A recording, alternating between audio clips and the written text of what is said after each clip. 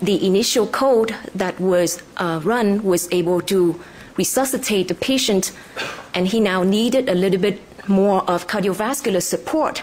That would be the right thing to do. If there was a pause, that would be the next thing that we want to proceed with. In this case, when there was drug-induced respiratory and cardiovascular failure, but it's not a case of too little, too late.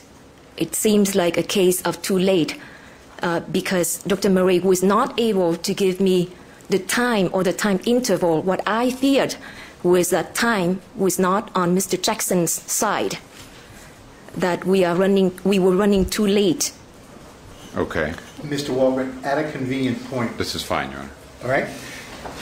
Ladies and gentlemen, we are going to take the noon break at this time, right at noon. Please remember all the admonitions, both the written admonitions as well as my continuing verbal admonitions. We will take the noon break. Please enjoy your lunch, and the court itself will be in recess until 1:30 this afternoon. We'll see you again at 1:30. Enjoy your lunch. That UCLA, that we would not give up easily on Mr. Jackson and try to save his life. To show him our good faith, we moved forward even though we suspected that it was futile. Okay. And again, whose idea was it then to do the balloon pump? Was it Dr. Cruz? Was it Dr. Murray? Who was it? Dr. Cruz. Okay. And did you have any success when Dr. Cruz made the decision to use the balloon pump? Fortunately for us, the procedure of placing the balloon pump was very smooth. One stick, and we got into the artery, and we placed the balloon pump. But as we suspected, it didn't achieve anything. It couldn't bring back life. Okay. And to be clear, Dr. Cruz was the attending cardiologist? Yes. Okay, and you were working under him, essentially? Yes, I was the fellow at that time, and Dr. Cruz was the attending. Okay. And after the attempt was made with the balloon pump without success, was it shortly after that that pronouncement of death occurred at 2:26 p.m.? Even before the balloon pump placement, we made an agreement with Dr. Murray that this would be the last attempted procedure on Mr. Jackson. We'd like to prepare Dr. Murray mentally to accept the fact that Mr. Jackson could not be rescued and would allow Mr. Jackson to depart in peace and with dignity. So we propose that if this would not work, we would call it stop. Okay. We would not try other procedures. And is that what happened? Yes. Okay, and he was pronounced dead shortly thereafter? Yes. And again, during these ongoing conversations up through and including these conversations about the balloon pump, did Dr. Murray ever once mention administering propofol to Michael Jackson? No. Thank you. Nothing further, Your Honor. Mr. Walgren, thank you. Cross-examination by the defense. Mr. Flanagan?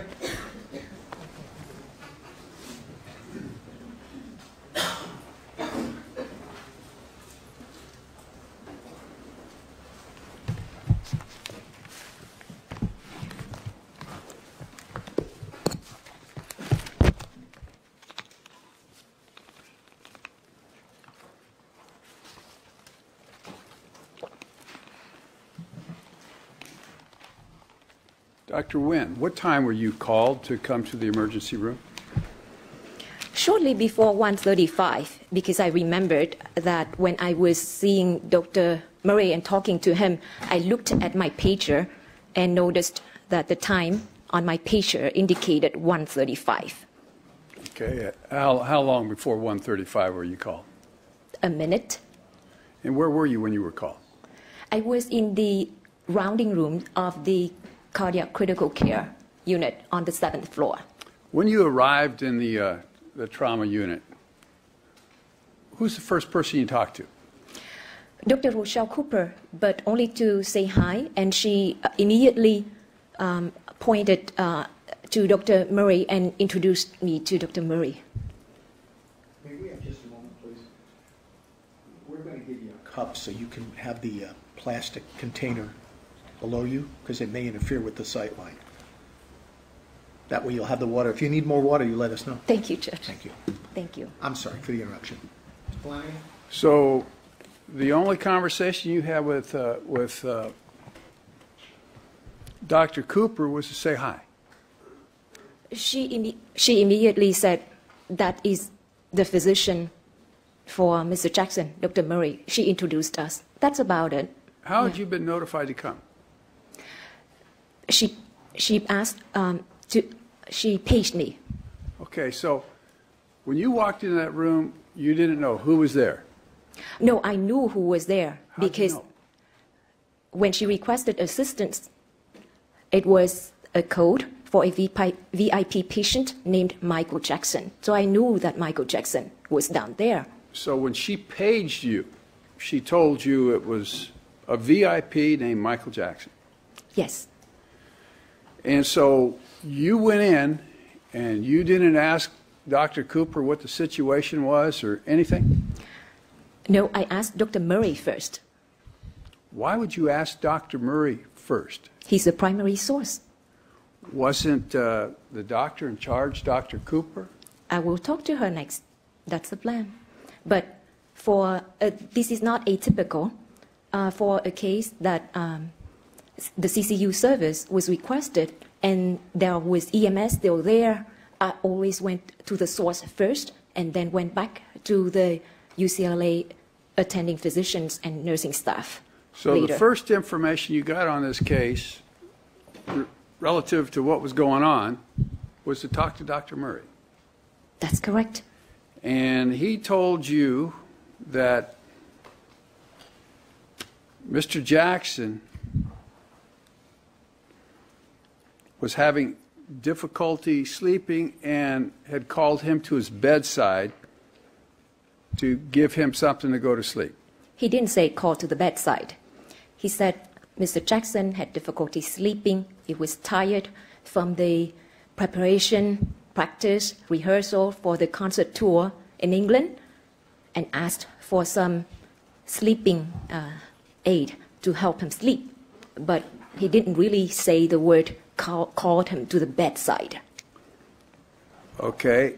So Mr. Jackson had asked him for something to help him in sleep. Yes. And Dr. Murray told you that he had used lorazepam. Ativan 4 milligram IV was his exact words. Okay. Did he tell you that it had been given in 2 separate doses of 2 milligrams? No, he did not. Did he tell you that he'd also had Valium? No, he did not. Actually, he answered negatively to my question as to whether there were any sedatives or narcotics involved. Did he tell you he'd also had Flomax? No, he did not say that either. Okay, so, but you know that Dr. Murray told Dr. Cooper about these drugs, don't you? I did not know that at the time I was talking to Dr. Murray. No, I did not. Well, you know now, though. Yes, after the fact. And Dr. Cooper had been told the 2 milligram doses, correct? She might have not. I would not be able to tell. And after he told you about the Ativan, 4 milligrams, he really didn't give you any other information, did he? No, he did not. You asked him when he had given it to him. He said he didn't recall. Correct. You asked him when he noticed that there was an arrest. He didn't recall. He did not recall the time. And you asked him when EMS or the emergency medical services arrived. No, my question was when did you call EMS, not when the EMS arrived. I believed. You didn't, this report here, I guess you didn't write this investigation report, did you? I did not write an investigation report. Okay. So if you were quoted by the police officers who took your statement that you asked him when EMS arrived at the scene, that would just be, they're misquoting you. I couldn't say for sure. Okay. And he did not know? He did not know. Basically, he did not know. He basically, after he told you he'd had Ativan, gave you no additional information? To the answers that I asked. Okay. Did you kind of get the impression that he wasn't too interested in talking to you? It is not my impression that he was not interested in talking to me. It is from his replies to my questions, I have some concerns. Number one, as I said, time was not on our side. Number two, Ativan 4 milligram IV, even though it was quite unusual to give IV for insomnia in the outpatient setting, it was not a typically very large dose in the inpatient setting. But the fact is that the patient was lying there, lifeless, Your Honor, on could this be ventilator stricken? support. I don't think there's a question pending, and I don't think she's answering a question. I'm going to allow the answer thus far to remain. There being no objection, you can ask your next question. 4 milligrams of Ativan.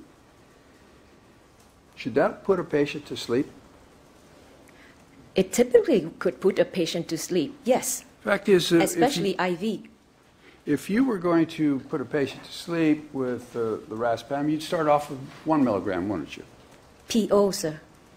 PO, by mouth. Okay, just A one. pill. And 1 milligram IV would be a little bit stronger than by mouth, wouldn't it? Definitely, yes. But you, even if you were doing it by mouth, you'd start off with 1 milligram.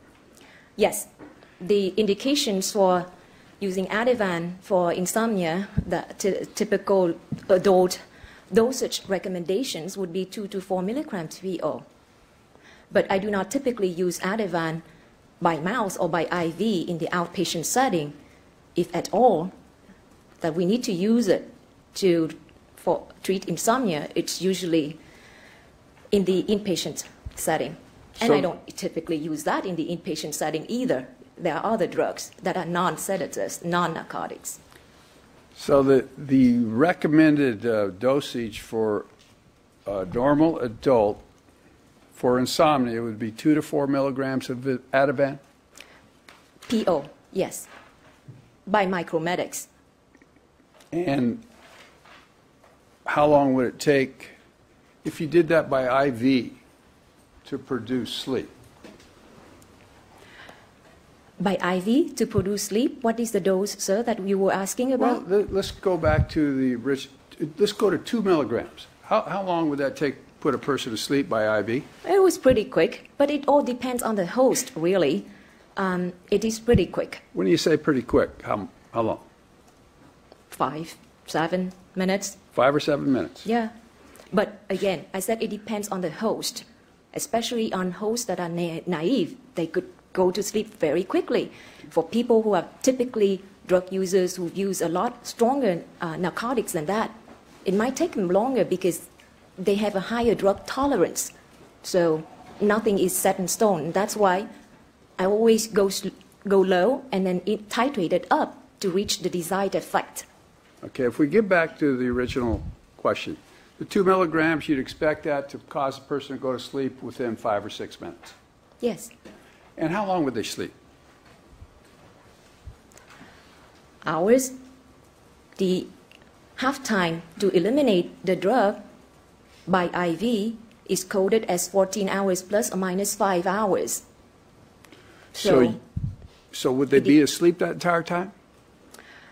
Not necessarily. As I said, it depends on the host. What has been going on with the host? Are there other drugs on board? Have they been active throughout the day? What is their physical state? What is their health status? It all depends on that. But if they go to sleep after 1 or 2 milligram PO, usually they can sleep through the night. They wouldn't wake up at 1 in the morning and ask for a little bit more. That's not what I typically see in the inpatient setting. Okay, and then if they didn't go to sleep and another 2 milligrams were given, you'd expect that to put them to sleep for sure, wouldn't you? Yes, if they have not had developed very high drug tolerance.